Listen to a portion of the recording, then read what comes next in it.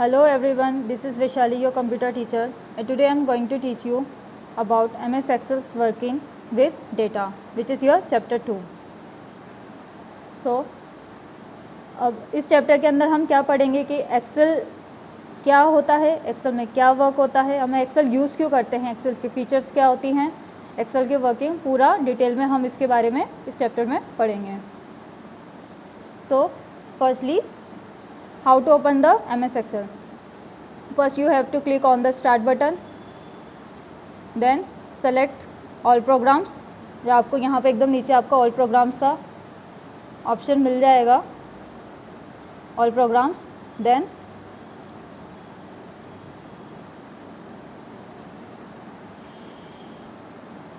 फिर आपको Microsoft office दिखेगा, आपको इस फोल्डर को क्लिक करना है, देन सेलेक्ट माइक्रोसॉफ्ट एक्सेल.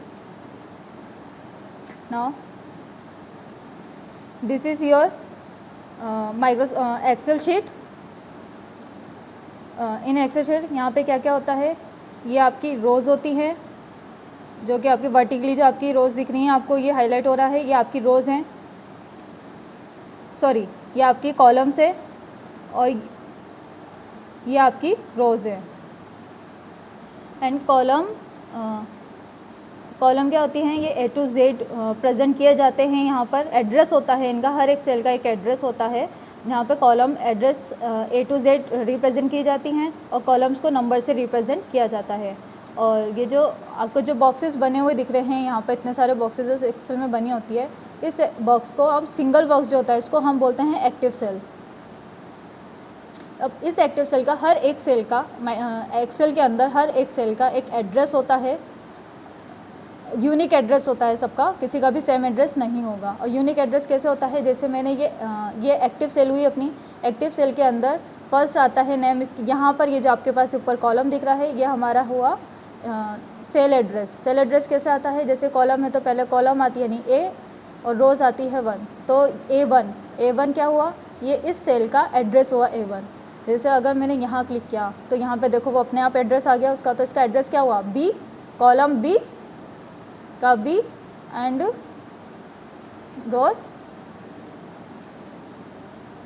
4 आ गया. जैसे B4 होगा तो ये आपका एड्रेस होगा, किसका एड्रेस होगा, आपका जो एक्टिव सेल है ये उसका एड्रेस होगा, जो आपको यहाँ पे देखिए ये शो हो रहा है आपको यहाँ पर B4, ये आपका एक्टिव सेल का एड्रेस हुआ.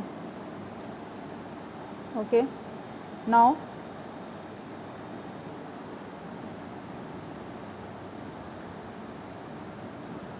यहाँ पर आपका कॉर्नर पे ऑफिस बटन आता है, जो आपका एक्सेल है उसका बटन आता है, यहाँ पर आइकन शो होता है उसका.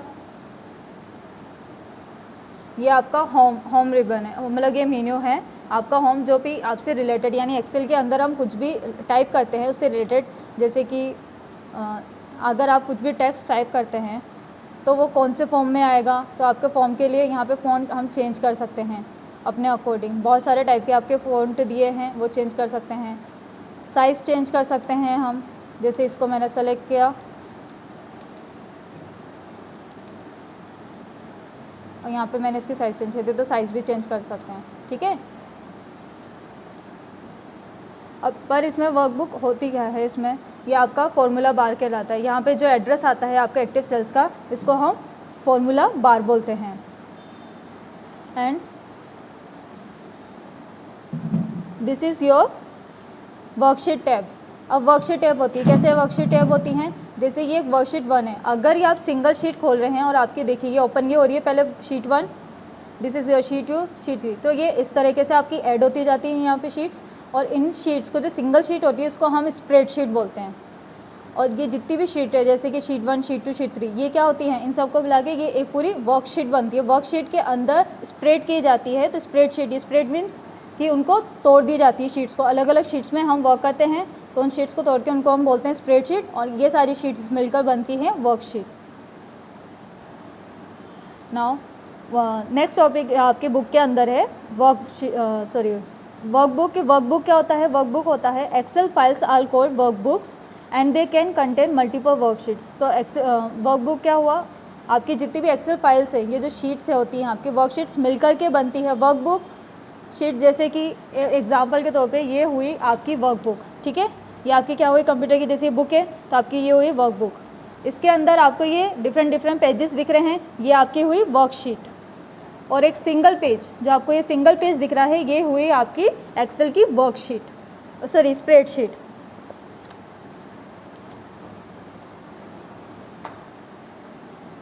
अब नेक्स्ट आप अपने बुक में पेज नंबर 16 में देख सकते हैं, ये आपको टेबल दिख रही है।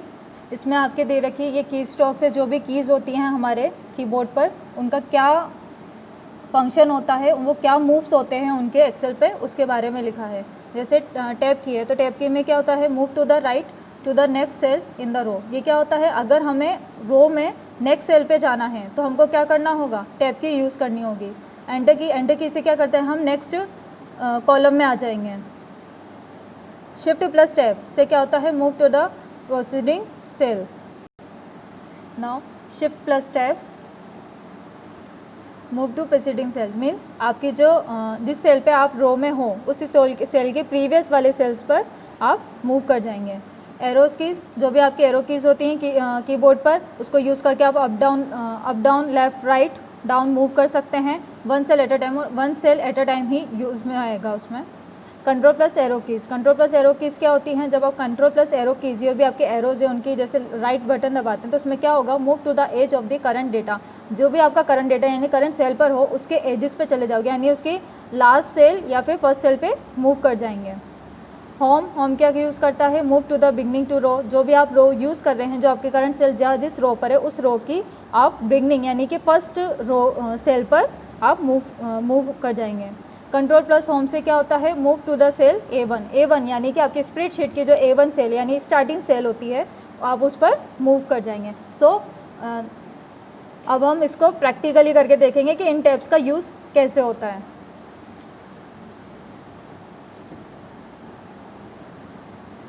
जैसे मैंने यहाँ लिखा,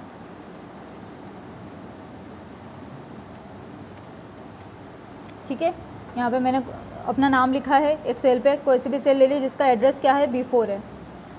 अब हम क्या कर रहे हैं इसके अंदर, जैसे आपका फर्स्ट है टैब की, तो टैब की से क्या होता है, move to the right to the next cell in the row की नेक्स्ट सेल पे करता है। तो मैंने जैसे टैब की यूज़ करी तो ये देखिए अब क्या हुआ, मेरा नाम किस पे था, B4 सेल पे। अब ये इसको जैसे मैंने टैब की यूज़ करी तो वो उसके नेक्स्ट रो की नेक्स्ट सेल पर मूव हुआ। देन यूजिंग द एंटर की, अब एंटर की से क्या होता है, अगर मैं अपनी ही सेल पर एंटर की यूज़ करती हूँ तो एंटर की से क्या हो रहा है, यानी कि नेक्स्ट कॉलम, ये तो हमारी रो हुई जो ये नेक्स्ट टैब से नेक्स्ट सेल पे गई। अगर हम इस पर अब रो मूव करना है आपको, तो रो कैसे होता है, अगर आप एंटर की यूज़ करते हैं तो ये आपका कॉलम यानी नेक्स्ट कॉलम पर, जो आपकी करंट कॉलम है उसके नेक्स्ट कॉलम पर आप मूव कर जाएंगे। अब आपका नेक्स्ट है शिफ्ट प्लस टैब। तो शिफ्ट प्लस टैब से क्या होता है, अगर आप शिफ्ट प्लस टैब करते हैं तो आप अपनी प्रीवियस सेल जिस पे अभी आपकी एक्टिव सेल है उसकी प्रीवियस सेल पे शिफ्ट प्लस टैब से आप प्रीवियस सेल के प्रीवियस सेल पर मूव कर जाएंगे। Next is arrow keys. Arrow keys क्या होती है, अब एरो कीज़ है तो एरो कीज़ से आप जो भी आपकी एरो कीज़ होती है कीबोर्ड पे, आपको पता है एरो कीज़ कौन सी होती है, तो इससे आप लेफ़्ट राइट डाउन आप मूव कर सकते हैं ईजीली, ठीक है। नाउ कंट्रोल प्लस एरो की, अगर आप कंट्रोल प्लस एरो की यूज़ करते हैं तो ये मैंने जैसे राइट एरो यूज़ किया है, कंट्रोल प्लस राइट एरो उसको मैंने क्लिक किया तो मैं इसकी जो इस रो की जो स्टार्टिंग सेल है उस पर मूव करा मैंने, ठीक है, हमारी जो एक्टिव सेल है वो उस पर आ गई। अगर हम कंट्रोल प्लस लेफ़्ट की करती हूँ तो ये आपकी जो लास्ट एज है, तो कंट्रोल प्लस एरो की क्या कहता है, move to the edges of the current data. जो भी हमारा करंट डाटा है उसके एजेस पे वर्क करता है, तो ये अपनी एजेस की स्टार्टिंग एज हो गई और ये लास्ट एज हो गई, ठीक है। Now next is home. Home क्या है, अगर आप अपने कीबोर्ड पे होम की टैप करते हैं, होम की यूज़ करते हैं, तो इससे आपकी जिस भी आप रो पर हो या कॉलम पर हो तो उसकी स्टार्टिंग यानी कि move to the beginning of the row की जो बिगनिंग सेल होगी आप उस पर मूव करेंगे। Next is control plus home. अगर आप कंट्रोल प्लस होम की यूज़ करते हैं तो आपकी जो एक्सेल शीट है जो आप जिस पे वर्क कर रहे हैं उसकी जो सेल 1 है यानी स्टार्टिंग सेल जो है आप उस पर मूव कर जाएंगे। नाउ ये नेक्स्ट टॉपिक है सॉर्टिंग डेटा। अब सॉर्टिंग डेटा क्या होता है, सॉर्टिंग डेटा होता है अगर हम एमएक्स एक्सेल पे अगर मैंने भी किसी की भी स्टूडेंट की डिटेल्स है, तो आपकी क्लास में बहुत सारे स्टूडेंट्स हैं, उनकी एक्सेल शीट पे मैंने नेम लिख दिया, पर वो सॉर्टेड चाहिए। Sorted means A to Z sequence में चाहिए। अगर बीच बीच में से नाम होंगे, अगर A से हुआ, देन D से हुआ या Z से हुआ, तो ये मिसमैच हो जाता है और स्टूडेंट की डिटेल्स निकालने में प्रॉब्लम होती है। तो इसको हम डेटा सॉर्ट करते हैं। सॉर्ट कैसे करते हैं? आपके यहाँ पर होम टैब पर, आपको ये होम टैब ओपन है, इस होम टैब के ऊपर आपको ऑप्शन मिलेगा सॉर्ट एंड फिल्टर का। इसको आप जब क्लिक करेंगे तो यहाँ पर आपके पास ऑप्शन है AZ का, यानी कि सॉर्टेड A to Z, यानी A to Z जो रो होती है आपकी, जो नेम वाइज होगी A to Z, वो सॉर्ट हो जाएंगे, यानी लिस्ट में जो होंगे आपके जो नेम होंगे वो A to Z फॉर्म में आएंगे। अगर आपको इसका उल्टा करना है, अपोजिट करना है, तो सॉर्ट Z to A आ जाएंगे। ठीक है, तो ये आपके होते हैं सॉर्टेड। फॉर एग्ज़ाम्पल मैंने यहाँ पर A to H तक अल्फ़ाबेट्स लिखे हैं, ठीक है, लेटर्स लिखे हैं। तो यहाँ पे क्या सॉर्टेड नहीं है। सॉर्टेड कैसे नहीं है कि जैसे B आ रहा है, फिर D आ रहा है, पहले क्या आना चाहिए था? A आना चाहिए था। तो इनको सॉर्ट करना है लिस्ट को। तो सॉर्ट करने के लिए हम क्या करेंगे? पहले इस पूरी लिस्ट को सेलेक्ट करेंगे जो भी आपको सॉर्ट करना है। देन ये आपका सॉर्ट एंड फिल्टर है, यहाँ क्लिक करेंगे। अब हम मेरे को क्या चाहिए कि A to Z ये सॉर्ट हो जाए, यानी कि अल्फ़ाबेट वाइज है, सीक्वेंस में है। तो मैंने इसको क्लिक किया, देन आपका रिज़ल्ट आ गया ABDEFGHI। ठीक है, ये सीक्वेंस वाइज आ गया आपके अल्फ़ाबेट्स। तो ये आपका सॉर्टिंग प्रोसेस होता है, सॉर्टिंग डेटा का प्रोसेस होता है ये। अब जैसे इसमें एक और ऑप्शन दिया था आपको कि अगर आपको, ये तो था A to Z का, ठीक है, इसके अंदर A को सॉर्ट दिया है आपको Z to A। अगर Z to A दिया है तो देखिए ये उल्टा हो गया, उसका अपोजिट हो गया। अब नीचे क्या हुआ, जो A फर्स्ट था, क्योंकि A to Z क्या था तो इसलिए पहले A पहले आया था, अब A एकदम लास्ट में है, तो नीचे से ये कंटिन्यू सॉर्टेड फॉर्म में आपको अपना रिज़ल्ट दिख जाएगा। अब आपके जो सॉर्टिंग डेटा है उसके अंदर एक और ऑप्शन है कस्टम सॉर्ट का। कस्टम सॉर्ट क्या यूज़ आता है, हम इसके बारे में पढ़ेंगे। जैसे अभी यहाँ पर आप देख रहे हैं आपके नंबर वाइज आ रहा है 1 2 4 3 5, यानी ये सीक्वेंस में नहीं है। और अब नेक्स्ट जो आपका लिख रहा है चूरू सिटी, उदयपुर, जयपुर, झालावाड़, ये सब सॉर्टेड है। अगर आपको नंबर भी सॉर्टेड चाहिए और इन दोनों को सॉर्ट करना है, यानी कि सीक्वेंस में ही ये वर्क करें, इसके लिए हम कस्टम सॉर्ट का यूज़ करते हैं। कस्टम सॉर्ट का कैसे यूज़ करेंगे? जैसे ये आपका सॉर्ट एंड फिल्टर का ऑप्शन है, इसमें आपका कस्टम ऑप्शन आएगा कस्टम सॉर्ट का। कस्टम सॉर्ट पर जाकर आपका ये एक बॉक्स खुलेगा, ठीक है, इसमें आपका आएगा सॉर्ट बाय। सॉर्ट बाय यानी कि आपको कौन से सॉर्ट बाय करना है, कॉलम 1 के कॉलम 2 आपको ये सेलेक्ट करना होगा। जैसे आपको कॉलम 1 A करना है सॉर्ट। अब वैल्यू है, इसमें वैल्यू ही सेलेक्ट करना है आपको कि वैल्यू के अकॉर्डिंग हमको जो हमारा डेटा है वो सॉर्ट हो जाए। अब यहाँ पर आ रहा है स्मॉलेस्ट टू लार्जेस्ट, यानी स्मॉलेस्ट से लार्जेस्ट नंबर आएंगे इसमें सॉर्ट होंगे, इसको सेलेक्ट करना है। Then click on the okay. Now you will see the sequence 1 2 3 4 5, ठीक है। ये आपको पहले सॉर्टेड नहीं था, लेकिन इसको कस्टम सॉर्ट को यूज़ करने पर आपका ये सॉर्टेड फॉर्म आया है। Now your next topic is using filter. अब इसमें फ़िल्टर ऑप्शन भी होता है। फ़िल्टर किस लिए यूज़ होता है, ये मैंने आपके यहाँ पे नंबर लिखे हैं, पहले लिया है 5 2 3 4 5 9 5 8 9 10, ठीक है। अब ये सीक्वेंस वाइज नहीं है। अब मुझे सिर्फ एक सिंगल डेटा, यानी कि मैंने यहाँ पर रिपीट किया है 5 डिजिट जो है वो मैंने रिपीट किया है 3 टाइम्स। अब मुझे चाहिए कि मेरे पास जो मेरे को डेटा सिर्फ 5 का ही चाहिए, तो 5 से रिलेटेड जितने भी डेटा है वो एक साथ मेरे को शो हो जाए। तो इसके लिए क्या करेंगे, हम पहले इनको सेलेक्ट करेंगे, देन फिर से सॉर्ट एंड फिल्टर पे जाके हमारे पास फ़िल्टर ऑप्शन है, फ़िल्टर पे क्लिक करेंगे। देन आपके पास देखिए आपके बॉक्स के पास ये एक एरो आ रहा है, यहाँ पर इस बॉक्स को क्लिक करेंगे।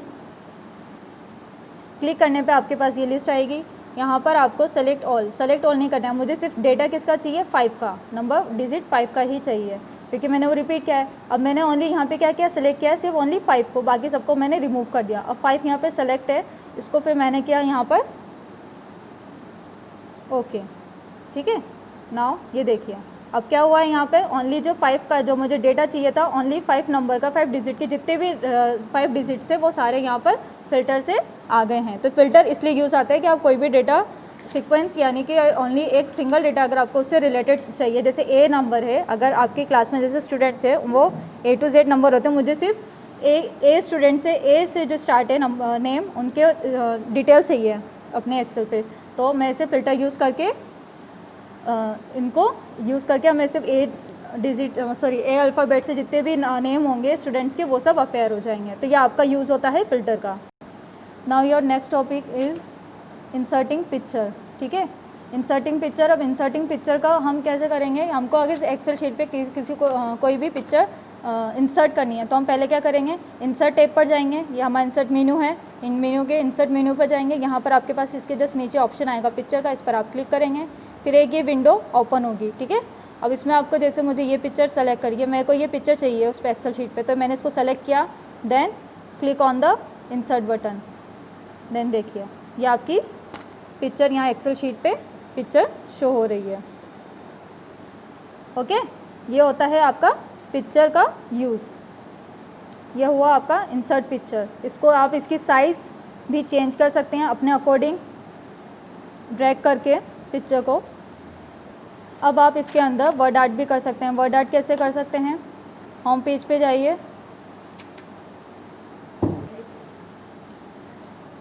अब क्या कर रहे हैं हम, यहाँ पर एक वर्ड आर्ट ऑप्शन दिया है आपको, यानी टेक्स्ट दिया है। अगर आपको कोई टॉपिक है या फिर उसको हाईलाइट करना है किसी भी टॉपिक को इस पर शीट बनाने के लिए, तो आप क्या कर सकते हैं, पहले आप जाइए अपने insert, then again on insert select करेंगे, इंसर्ट के ऊपर जाएंगे, ये रहा आपके पास वर्ड आर्ट।